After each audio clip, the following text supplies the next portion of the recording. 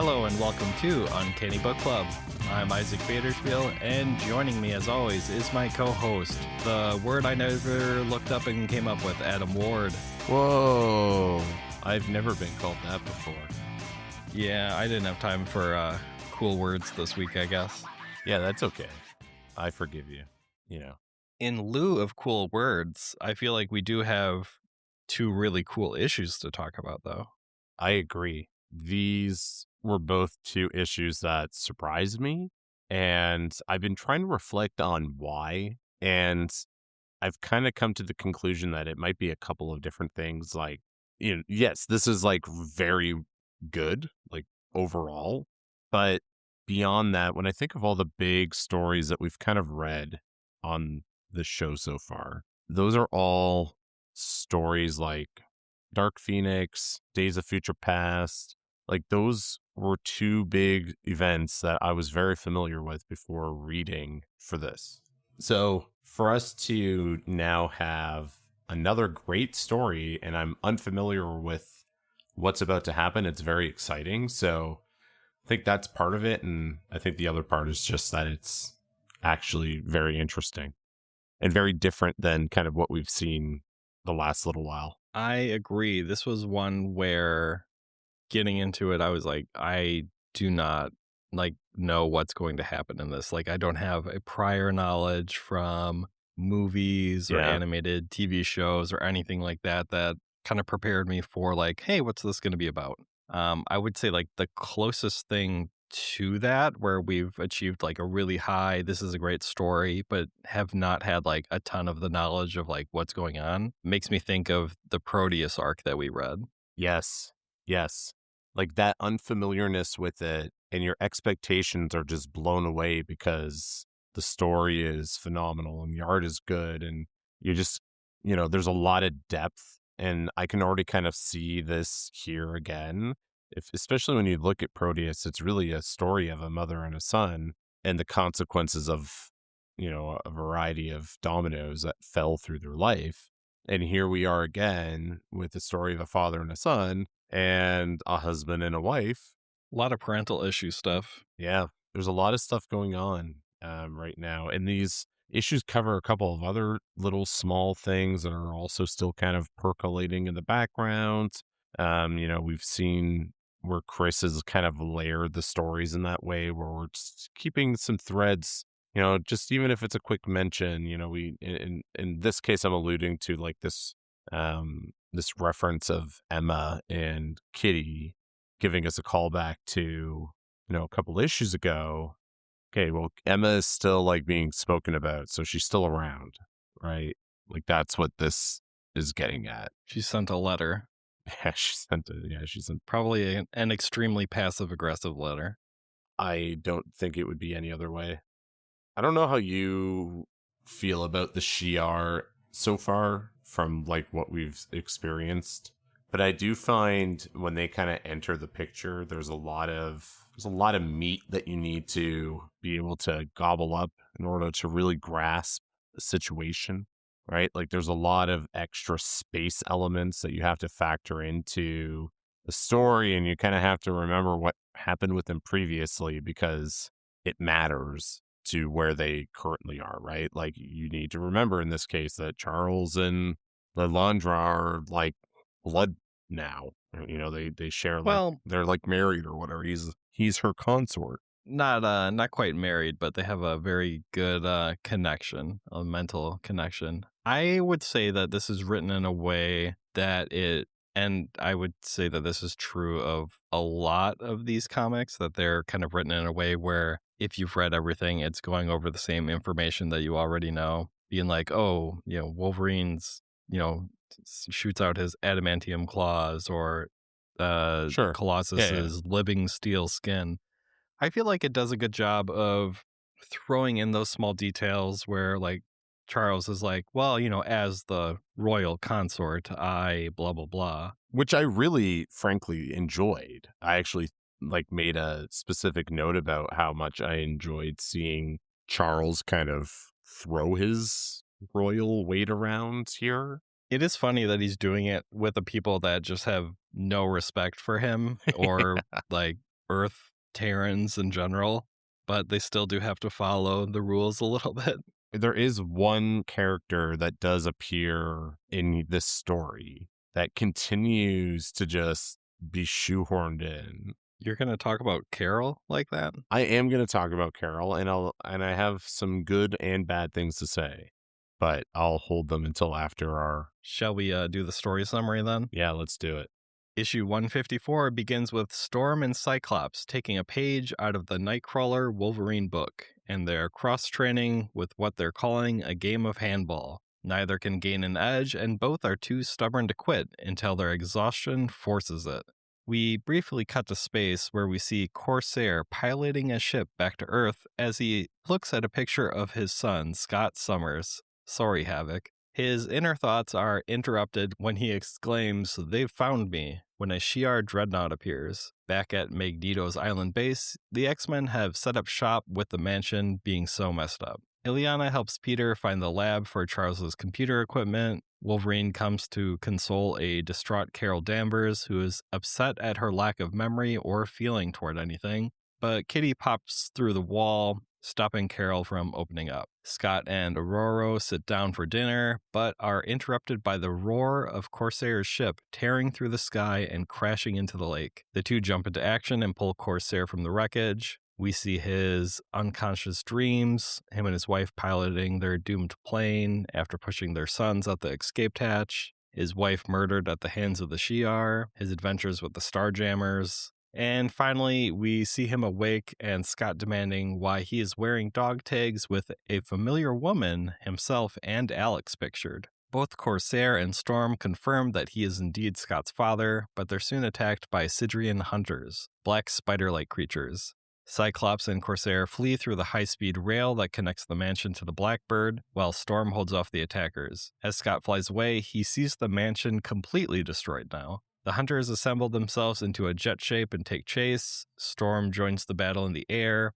After chipping away at it for a while, the X-Men are able to disrupt the creatures and they momentarily break apart and fall. Luckily, they end up in a petroleum storage facility, and Corsair wastes no time in setting it ablaze, heedless of the other lives in danger. Scott is furious and demands answers for what is going on. Corsair begins his story and says that 10 days ago, a meeting of the Shi'ar Grand Council was raided by terrorists.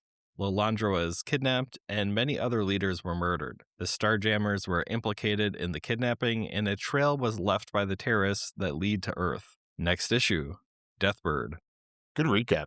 I had to skip over a lot of the small details. There's a lot of little things that go on in both this issue and the next issue that are really hard to fit into a recap. And I think I have a specific note on it for next issue, but just going over a lot of the little small moments that are sprinkled in that really kind of flesh out the story and make it feel that much fuller. I think the best course of action here is just to get the Carol Danvers Band-Aid ripped off. Sure, while it's fresh. I think Carol is just being absolutely wasted in these issues. She's getting brought up as in to remind us that she's here, and yet she does nothing. Look, I understand she doesn't have her powers, but Sean Cassidy was running around helping without powers for a good period of time after he lost them. And, I think like what's happened to her is very interesting. And we keep hearing these references to Rogue and, the Brotherhood of Evil Mutants and how they stole her powers and she's been abandoned by the Avengers and all this other stuff that's kind of going on. And what we're getting is none of that. There's all of these things that are sprinkled and we're not seeing any of it. And that's frustrating because some of this stuff is like happening in other books. It's like, I get that there's a marketing element to everything that happens in these books and the way that they're platformed and the way that they, are trying to tie back to other things to encourage you to buy it. I get it. Right. Like, I understand how cross promotion operates, but it feels like, okay, like we are establishing that Carol is around. She has a direct connection to Rogue, who we have yet to see in the mainline book, really. So what's going on? And then the bigger problem is we eventually see the X-Men try and get help from the Avengers and find out that the only one who's around is Tigra. So we're adding in. They are gone every time the X-Men come knocking. Yeah, they really are. So it's just like, why do this at all? Like, other than to have Tigra have a moment to make her relevant to a different audience, which I'm assuming is kind of what's happening here, because otherwise she's pretty uninteresting, and that is time that we could be getting with Carol to really make us care about this other story that's kind of happening between the Avengers books and this book. I'm not trying to like fantasy book this here. You know what I mean? Like I'm trying to just make a genuine complaint that like I feel like we had a better opportunity to really establish and explore what's going on with Carol and why we keep mentioning her. And here she is. And then you're deliberately bringing it up now that she's like bitter that she's lost her powers. And we're just kind of getting a little tease and nothing's happened. Can I offer the counterpoint, Yes, the please. counter arguments? So, one, I think we're selling the situation a little short. She's not only lost her powers, she's missing a ton of memories. She has like a vague idea of like, I kind of know who this is, but I can't picture what they look like, what they sound like. I don't know like what my Yeah, it sounds feelings are awful. toward that person. Yeah. It's a big situation beyond just losing powers. And then the other part is, I don't think this is a situation where she was in the Avengers comics and then is just jumping over to here. I think she was out of that run of comics for a bit. And this is, Chris reeling her back in with that annual story and now inserting her into the X-Men comics where she was a character not being used and utilized is my general understanding, but admittedly I haven't actually looked to see like, oh, how long was she gone for? But that's my kind of take on the situation of like, all right, she's not being used. He's going to roll her into these. And I imagine there's going to be something larger planned. And I think you could argue that maybe sometimes we're like slow walking her intro a little bit and kind of slow walking her involvement in the team. But I'm looking at it more from a situation of like they don't want to cheapen everything that she's going through by just being like, and now this issue she's just like helping. I think they're just gonna like kind of gradually work it in.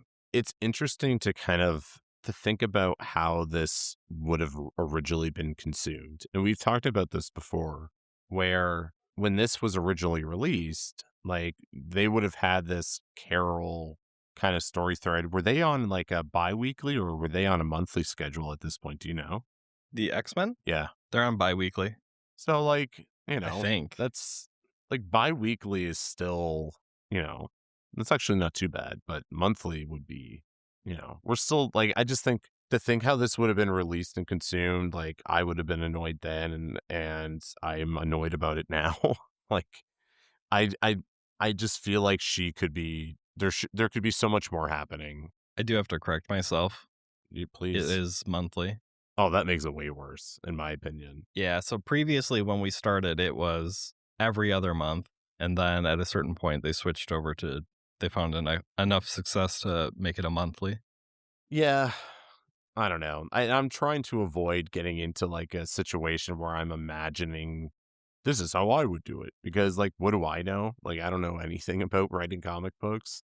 So I'm just wanting more, I think is like what I'm walking away from our conversation with. Like, I just want more from this Carol inclusion than what we're getting. That's fair, and I mean, in the previous issues, she's been like complete background scenery. Yeah. Like, I don't even know if they even mentioned her by they, like, barely mentioned her by name in her first appearance when Spider-Woman was randomly there. Why not just have that be Carol, by the way? Anyway, so, like, in her first few appearances, she's basically just been, like, background scenery, and this is her first actual, like, scene. So I do get where you're coming from in, like, why haven't we had, like, more of this? I think this is a good step. Yeah. Especially if we're building to a situation where maybe there's a face off with Rogue. Obviously, we know she eventually becomes a hero, and I'm not exactly 100% certain how that happens. So, I mean, like there you could have a story thread that kind of goes in that direction. We are of course in a space setting at the moment. So or there's, about to be. so there is good potential for Carol to come into play here, conceivably. She's kind of a space lady. Yeah. And, there's all sorts of space shenanigans that can happen to help power up Carol again. So, anywho, this has just kind of like been bubbling for me the last couple of issues. And yeah, And now it's out. and now it's out. I feel much better actually. Otherwise, I really, Good. really enjoyed these issues. As I said, I wasn't sure what to think. I think every time the Starjammers have come up before this, which isn't a lot, I was just kind of very mid about it. I didn't really. Shoulder shruggy. Yeah, Has it only been the one time? maybe. Yeah, I think so. But even like whenever I've consumed Starjammer content outside of this run, I've always kind of felt the same way. Like, just, I don't really know anything about them. Anytime I see them kind of like being used, I don't really gravitate to them. So I was admittedly like hesitant to really kind of think that I was going to enjoy this on the surface, like when I had those biases. Reading this, though, I was so surprised and enjoyed so much of it because there's just a lot happening from this overall story that we're getting, where the X-Men are once again kind of getting pulled into intergalactic politics, where, the Empress has been kidnapped and Earth is being targeted here because, that's where they tractor to, that Corsair has been set up and has gone to Earth in an attempt to get help from his son, who now finds out that his father is Corsair. And you get this big family drama and the tension that builds up between Scott and Storm, who, was maintaining this secret. I'm very happy that we in this issue very quickly established like, hey, this is your dad. This has been bubbling in the background for a while. You've had like weird Yeah. moments of like, I look like Corsair with this mustache. And we've had like Storm and Jean finding out and being like, we won't tell him. So it was really nice that, it's been a really long time since that actually happened, Yeah. so it was nice that they kind of did not waste time. And then I think they handled the whole situation from that so well with, it's not just people standing still in a room yelling at each other of like, why weren't you there? Blah, blah, blah. It's, they're having these arguments, but they're also in like the middle of other stuff and are basically just being constantly interrupted and like have to start and stop their bickering and back and forth and everything. And we just see it kind of string out a little bit, but not in a way where it's like, oh, this feels like it's overstaying its welcome. Like we get the conversation occurring and we see like through the couple issues kind of that transformation of like they get to be on okay terms with each other. I think it probably ended the best way it possibly could have. Like, honestly, I think, as you'll get to in the next recap, I mean, we're kind of seeing this very complex relationship where, we get this like flashback or memory sequence with Corsair and his wife. I have like a ton of questions around it, with Hmm. like, okay, so like, why were they in this plane or spaceship to begin with? Like, what's going on? Right. We don't have like the wider story yet. Just like This little snippet, something bad was happening in an airplane they threw them and they were out. captured by the aliens, I guess. Yeah. So they had a shared parachute. They only had one parachute. One of them had been like wrecked or whatever. Yeah, and they threw So they the kids attached out like Alex to to Scott. Scott really Yeah. tight, and then like as they were like falling, flaming debris dropped from the plane, went on the chute. It went up in flames, and then the two boys ended up falling.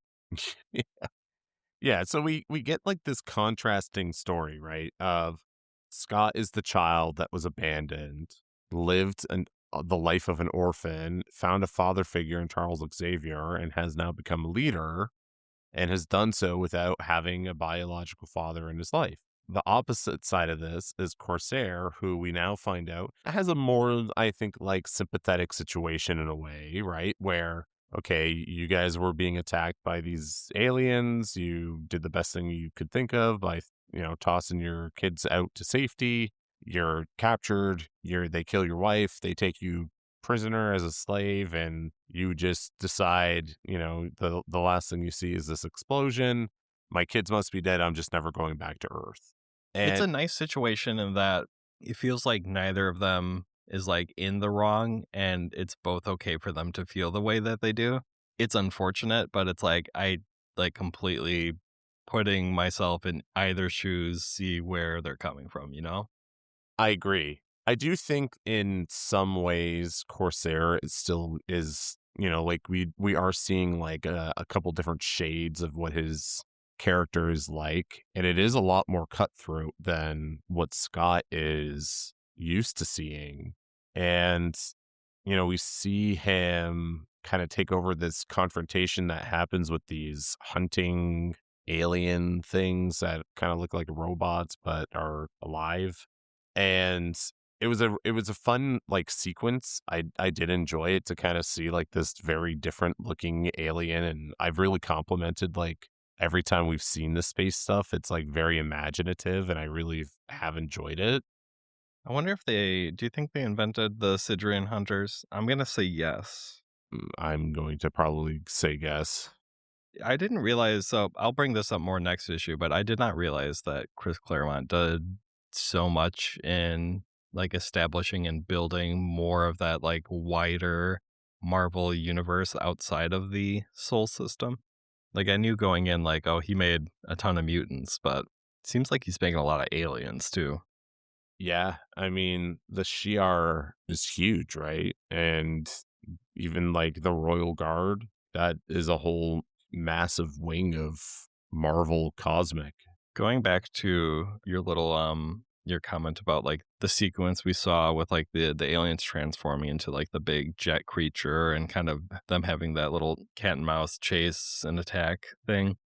What did you think of that one odd panel out of the Blackbird just like streaking past a window of like a wealthy couple having a meal and it's just Neville, that's an aeroplane. So it is, my dear. I'm just scrolling through to see this right now. It's so random and just good. There's another one that was very similar. Let me see if I can find it. Oh yeah, it's in the same issue, I Or is it believe. next issue with the car? Oh, it's the next issue with the car. That was great. That was so funny. I love that, like, I mean, these are like busy comics, like the story is very tight. There's not like wasted space or whatever, but they've found like but a lot of like dumb, really funny little moments like that to like sprinkle in just here and there, or even I mean, with all the action and storytelling, we're getting, I guess, like those like small moments or whatever where we start with Scott and Storm Yep. playing their sports ball. We get Wolverine and Carol moments, some Nightcrawler and Professor X interactions. Like, there's a lot going on here, both this issue and next issue. Yeah, and I mentioned off the top, there's a lot of threads that are being moved along here. We have this conversation that's happening between Nightcrawler and Charles, where they're basically talking about how they've commandeered this island from Magneto now that Magneto's abandoned it. There's all this Magneto data that's there, and Charles thinks there's an immense value in essentially taking this place over because they no longer feel safe in the Westchester mansion because They planted their flag. it keeps getting destroyed. And Charles It's in a rough state at the moment. and Charles makes mention that there's growing anti-mutant sentiment in the US, which is not Mhm. something that we've seen a ton of. No, I was glad that we looped back around on that and connected it a little bit to like the Sentinels of like, hey, there's growing anti mutant sentiment. And like he's worried about it from like an official state Mhm. sponsored point of view as well, with like him wondering, like, are the Sentinels part of like a new like anti mutant official agenda? Yeah. So that was a huge thread that I really enjoyed seeing, even though it was like just part of that conversation and getting this insight of, oh, yeah, like we're probably going to start basing ourselves out of this island, which I think is kind of a cool setting for the X-Men if that's where we kind of stay. I am curious how temporary this is going to be. Because at this point, the mansion is gone, Well, it seems. especially now that like what was remaining was basically destroyed in this Right. battle. No, Um, that's what I'm saying. Like, it seems like completely gone now. Like, that rebuild is going to suck. The other thing I wanted to just quickly mention was we've kind of seen this hinted at over the last couple of issues, this kind of growing, Storm was awarded the leadership of the X-Men. We've wondered, is there going to be what's the status quo going to be like with Scott? Like, is he going to want to kind of come back Hmm. in and take back over? And we've even seen Charles kind of insist that both him and Storm kind of need to make decisions for him.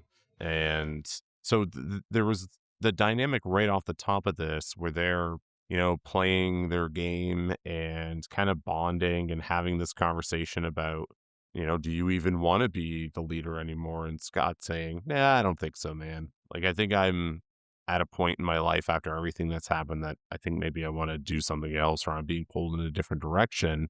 And again, like I think we're going to see this leadership storyline kind of tested. We see the confrontation ultimately between him and Storm around his dad, which again, like I think ended on like, okay, like we made up and we kind of made it through this challenge while bickering and everything. And, we'll kind of see what happens. But this is all to say, I really kind of enjoyed this little side piece story that we kind of have going on in the background around what does the future leadership of the X-Men look like? And is it going to be Scott? And if it's not, like, what is Scott going to go do? Maybe he'll spend some time flying around space with his dad after this. That'd be fun. Got to do some bonding time. Yeah, it gives him like time away from the X-Men, doing other stuff. Throw the old baseball around. Yeah, and then when you eventually want to bring him back, it's like you can do whatever you want with him because he'll have been gone for so long, and I'll have a mustache again. maybe give him like the '90s rebrand, has like a mohawk or something. Lots of Scott bandanas. Summers with a mohawk. It would be something. Hmm. Punk rock Scott Summers. Well, we had revolutionary Scott Summers, so I guess it's time. Issue 155 begins with a sulking Scott Summers who feels betrayed by Storm keeping secrets from him. Storm reminds him that Jean also kept the secret from him. Corsair takes the blame, saying he only wanted to spare Scott the painful knowledge, and Scott accuses Corsair of abandoning his family. Corsair explains that when they saw the boys' shared parachute catch fire, they thought the two had died in the fall. Later, Anne Summers was executed and Corsair fell into a hole of grief. Scott isn't hearing it and informs Corsair about the hardship of being in a prison like orphanage and says Corsair is a pirate as ruthless and cold blooded as the villains the X-Men fight. The argument is cut short when the entire Blackbird is transported onto the Shi'ar dreadnought. Likewise, Colossus, Nightcrawler, Wolverine, Xavier, and Kitty find themselves also beamed to the ship. Charles demands an audience with the Empress Lilandra, and they inform him that it's not possible. Everyone is briefed on the attack and kidnapping. The Shi'ar wish to execute Corsair and use Xavier's psychic rapport to find Lilandra, and send a force of Imperial Guard and combat troops to bring her home. Xavier forbids this action as the Imperial consort and is granted 1 day for the X-Men to find the Empress instead and avoid a raising of the Earth. The Shi'ar demand 2 hostages and Kitty and Nightcrawler are left, though Charles psychically transfers all of his Shi'ar knowledge into Kitty's brain first. The X-Men seek the aid of the Avengers, but find only their newest member, Tigra, and the faithful Jarvis. Charles has established a rough location, but had to dip because there were psychic traps awaiting him. Meanwhile, Kitty and Nightcrawler start getting into trouble, with Kitty covertly tapping into the ship's primary computer. She suggests that with his ability to teleport and hers to phase, they can go anywhere on the ship and do anything. We see Corsair and Storm walk in the streets and look through a sniper's scope. A brood assassin fires at the two, and Deathbird attacks them at the same time. Deathbird announces herself as the new Empress of the Shi'ar, but she's intercepted by Scott's blast. She fires a deadly energy blast from her own javelins meant for Professor X, but Colossus dives in the way. The blast bounces off his metal form and unfortunately destroys someone's car. Meanwhile, the blast that hit Storm and Corsair was a psychic weapon, and the two are fighting. Scott and Peter break up the fight, but Corsair believes that Scott is Deken, the previous emperor of the Shi'ar, and says that he's prayed for this moment as Deken killed his wife years ago, and Corsair begins to strangle Scott. Scott refuses to fire his optic blast, not wanting to hurt his father, but Charles comes to the rescue, releasing Storm and Corsair. We see the Brood assassin readying another shot, but he's interrupted by a snict of Wolverine's claws. The fight happens off panel, but is described as one-sided as it is brief. Unfortunately, there's more than one Brood, and Storm is entrapped in a nut. Another sniper takes a shot at Xavier, but Colossus once more intercepts. This time the blast is acid, and it begins to burn through his metal flesh. Storm arrives and vaporizes the acid and washes the rest off with water. Wolverine finds the second Brood, who exclaims, "Fool, defeat one of us, defeat 1,000, the Brood will still triumph." Wolverine kills the creature and it disintegrates. Meanwhile, Corsair finds himself in a firefight with more Brood, though he comments that they aren't from any part of known space. The X-Men join him and they open fire through the hatch, exterminating some space bugs. Unfortunately, Deathbird has captured Xavier and holds him hostage. She throws a javelin before fleeing on the large spaceship. The X-Men are under a mountain of debris, but Scott blasts them out. They crawl out to discover Peter, impaled through the chest with a javelin. Scott calls for an ambulance, but Wolverine tells them it's too late. The issue ends with the police arriving and telling the X-Men they're under arrest. Next issue, Star Chase. Since you mentioned the Brood, I was obviously curious if this was the first time we were seeing the Brood introduced. And it was, in fact, yes, the first time. And while I was on Wikipedia, there's a note from Dave Cockrum about the concept and creation of the Brood. And so just, here's a quote from him. Quote, "We had Deathbird in this particular story, and Chris had written into the plot, quote, a miscellaneous alien henchman. So I had drawn Deathbird standing in this building under construction, and I just drew the most horrible looking thing I could think of next to her," end quote. So kind of like just a fun little behind the scenes look at, I guess, what Dave came up with the note of miscellaneous alien henchman, which I thought was a little funny. I mean, it's hard to not see the comparisons, at least on the surface, of a xenomorph. Mm-hmm. I think that's a lot of the inspiration. And I'm fine with it. I mean, the Brood are cool, just like, the Zerg I would say are very similar to Yeah. They're all kind of overlapping Venn diagram circles. yeah, you got it. Anyways, very cool seeing the Brood. I know there's a big story with them coming up that I don't really know much about. And I love the whole fight with that Brood sniper and Logan. And I think maybe nowadays we would have seen that fight, but I think the implied nature of its outcome was great nonetheless. The little text that we got paints like a better picture than whatever we would have been able to see drawn out. Like Yeah, it's just yeah, I agree. so I enjoyed that a lot. Yeah, the Brood was not a twist that I saw coming. Like I knew, like obviously looking over like the next few covers that we're going to be getting into like some Brood stuff, but I did not realize that that was going to, we were going to start being dropped into it like Hmm. now. What were your thoughts on Deathbird? Because when I saw the name initially, I thought it's very on the nose. um, I was familiar enough with the character that I assumed that, once we got the thing about like Lilandra has been kidnapped, I was like, okay, this is probably like a Deathbird situation. I was not familiar with the character like at all. It was, yeah, totally new to me. And part of me thought maybe it was that Lalandra for some reason. I don't know. Like maybe she became evil or was brainwashed or some other sort of shenanigans. Mhm. It is a cooler design than most of the Shi'ar. Yeah, I agree.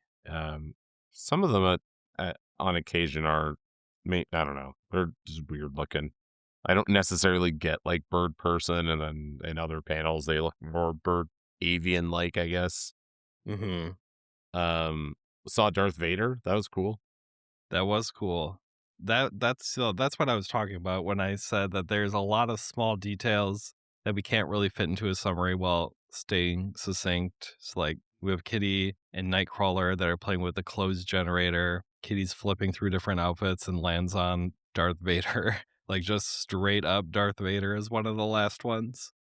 I think we need to talk about the cover of this issue and ultimately what Sure. happens, because we have seen before covers like this where a character looks to have sustained a serious injury of some kind. It's comic books. They're being overly dramatic. Has this character finally died? Is this it?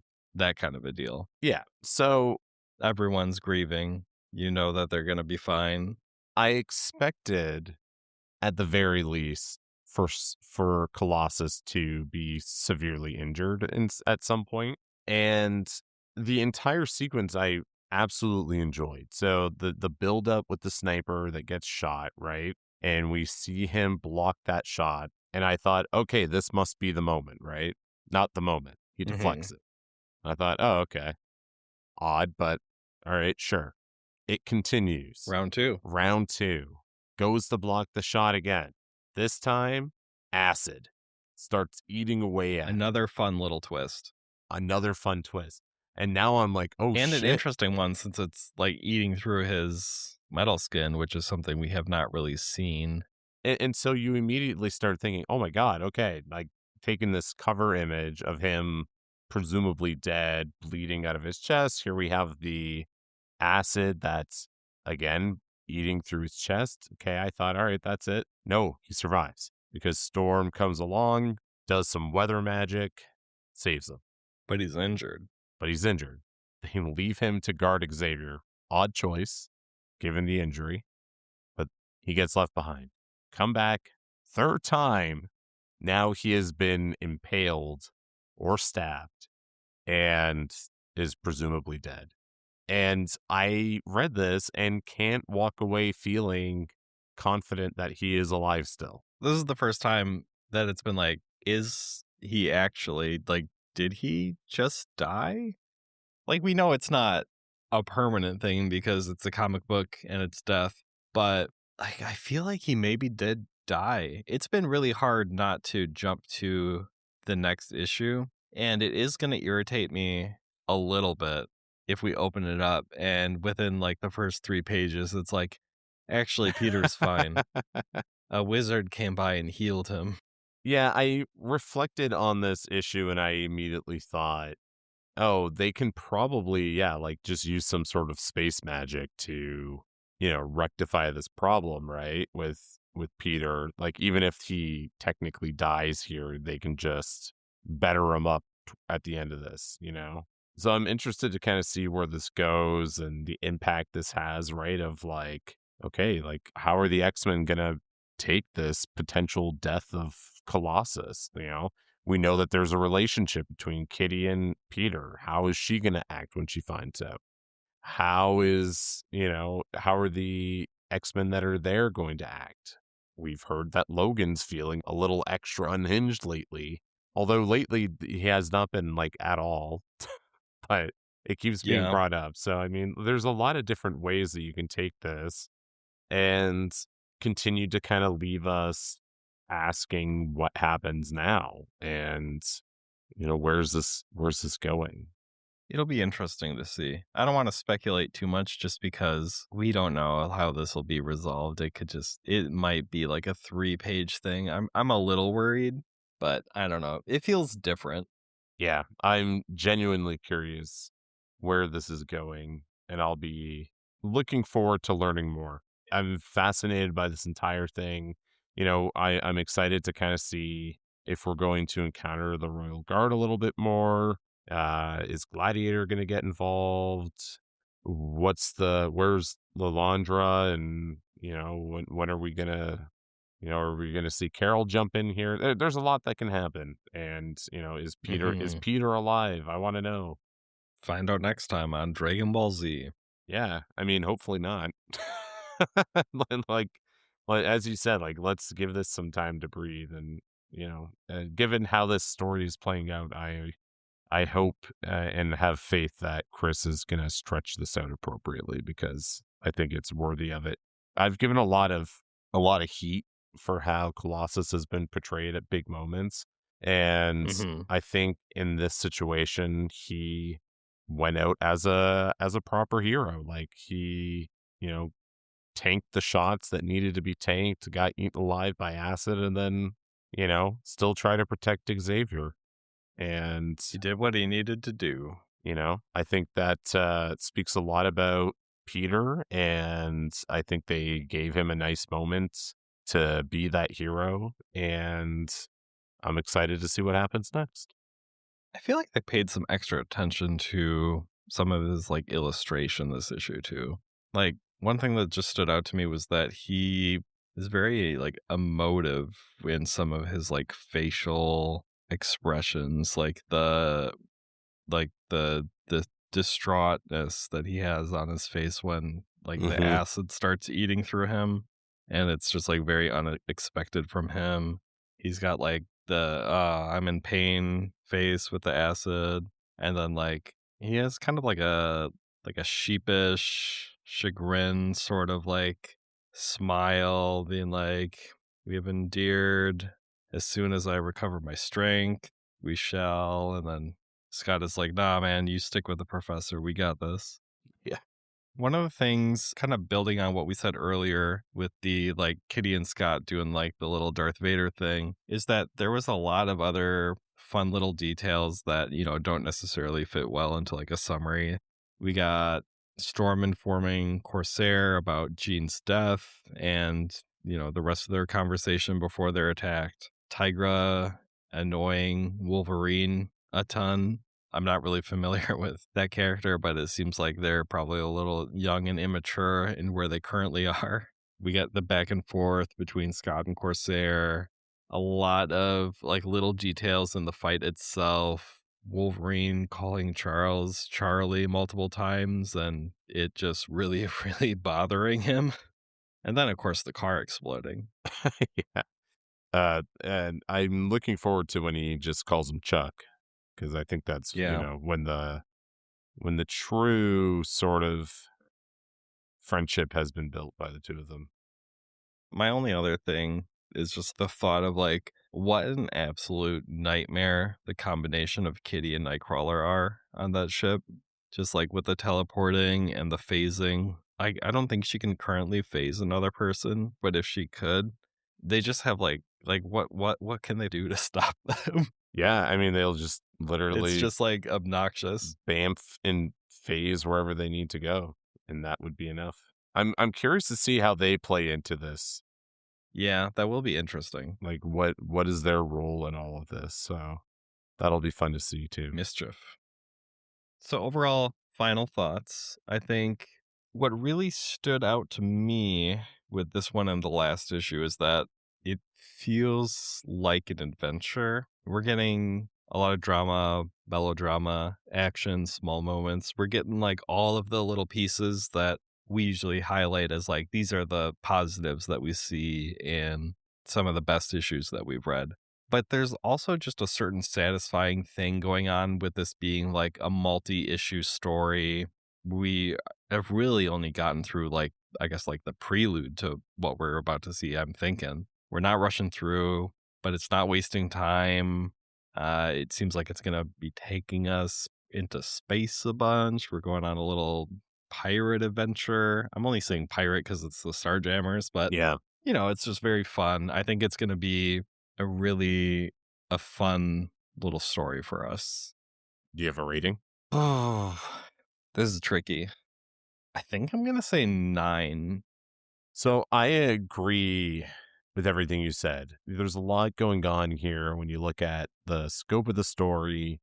You have this intergalactic threat that's kind of occurring here. And in this case, it's slightly different than what we've seen before, right? We saw Jean be this massive force of nature with Phoenix, and she was the big bad threat the X-Men had to try to, you know, contend with the assistance of, all these intergalactic powers. And here, this is a case of more of the politics and the bigger intergalactic story that's taking place with the Empress. So there's a lot happening from a scale perspective that gives this a lot of, I think, weight. And mixed into this, you're right in kind of like comparing it to this adventure that we're about to kind of see them going on. We've already seen the teams kind of separate. We've seen these story elements, which I think for you and I, we've often gravitated towards when we see these like big kind of developments between the characters. And we see that happen a lot here between Storm and Scott, between Scott and his dad, between Carol and Logan, Nightcrawler and Kitty, and all of these dynamics playing out at the same time, albeit kind of small in nature, really make each panel shine and sing and brings a lot of meaning to dialogue. And some of these panels and pages can be a little heavy at times with, carrying the story forward. But, Chris does a really nice job of kind of weaving this all together in a way that doesn't make you feel bogged down by all the complexities that come with this intergalactic story. And I'm really, really curious to see where things go. I mean, the hooks are all in here on, who is Deathbird. And here we have her seemingly killing Peter. Is he dead? Is he not? Are we going to be disappointed with a quick reveal? Is this something that's going to be drawn out? She seems to have a little bit more legitimacy to her given this situation, right? Like, I think you could easily laugh the name off of this character and chalk it up to something that would be like B tier. I mean, the Shi'ar look like birds, and we all know that, but they probably don't have birds in their home world. And if they do, they probably don't call them birds. So it's a little weird that she would call herself Deathbird. Regardless, I'm very curious to kind of see what this character is. Evolution always finds a way to bird. Yeah. So we are, I think, setting ourselves up for a very fun and interesting story. And I, for one, am joining you in giving this a 9. I think it's a high order. Maybe I'll feel differently if the next couple issues are duds, but I have no reason to think they will be. And I think this will be remembered fondly as a story that you and I think back on and kind of put it in those buckets with Proteus as the stories that are incredible to read and experience, especially going into them blind. Yeah, I think the thing that really sticks out for me is after these 2 issues, this is the most like antsy I've been to. All right, what's next? When can I read the next issue? Yeah, and I can't imagine digesting all of this in one chunk. Like, I think if we had tried to force this together, it would be a mess. But I think spacing them out was the right call. That does it for this episode of Uncanny Book Club. Thanks for listening, and we hope to see you next episode where we'll discuss issues 156 and 157. Bye. Thanks for tuning in to this episode of Uncanny Book Club. If you enjoyed this podcast, don't forget to subscribe, leave a review, or share with a friend.